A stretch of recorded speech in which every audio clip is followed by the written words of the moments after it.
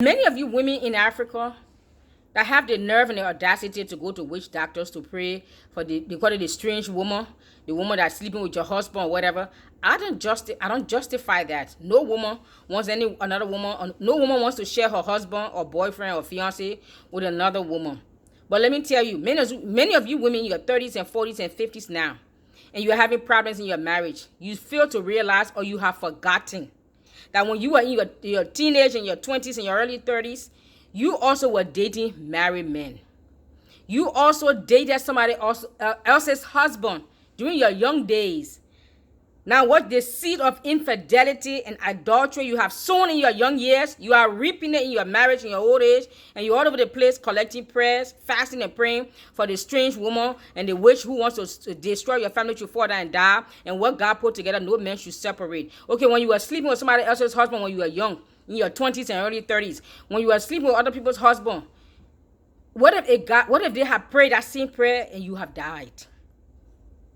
Listen, let's learn to be brutally and sincerely honest. Many of what's going on in your lives, in your marriages, I'm not saying in all situations or circumstances, but many times those marital problems, some of you have sown the seed of infidelity and adultery into the lives of other people's marriages when you were young and cute and beautiful and sexy and whatever. You slept with married men. It's so common in Africa. It's almost like a cultural thing. It's so acceptable.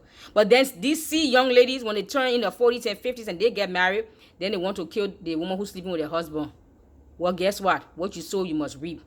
It's time for us to repent. It's time for us to repent. It's time for us to check our heart and ask the Lord to forgive us.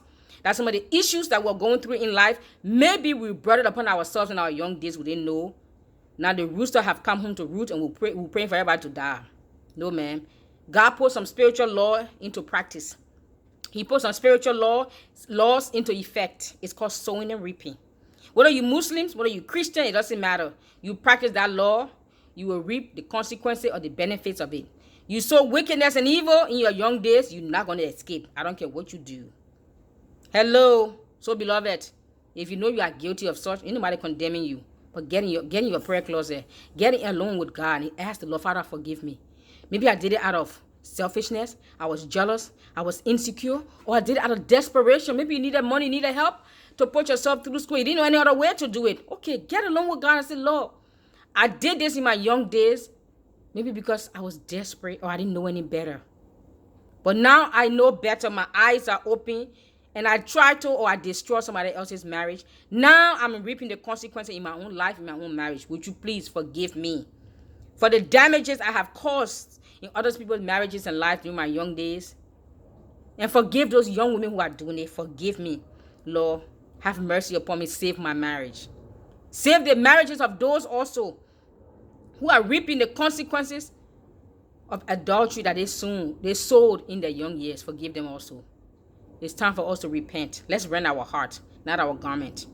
Let's come and weep between the porch and the altar and bring our situation to God and ask the Lord for forgiveness. Brutal honesty and sincerity. Rend your heart and ask the Lord for mercy and forgiveness. Ask Him to turn back His hand of judgment or whatever consequences you are reaping because of the sinful and lascivious lifestyle you have lived in your young years. And now you are reaping the consequences in your old age, and all you want to do is fall down and die prayers or go to hire this prophet, hire this witch doctor who said he's a prophet, pay him some money to pray for any enemies want to destroy your marriage and your household should die. When you brought that in your own household, because what? You sowed the seed of adultery and fornication. You sowed the seed of strife and marital strife. You sowed the seed of divorce when you were young into somebody else's marriage. Now you reaping it. You want to pray? No, before God can answer your prayer, you need to repent. Bless you.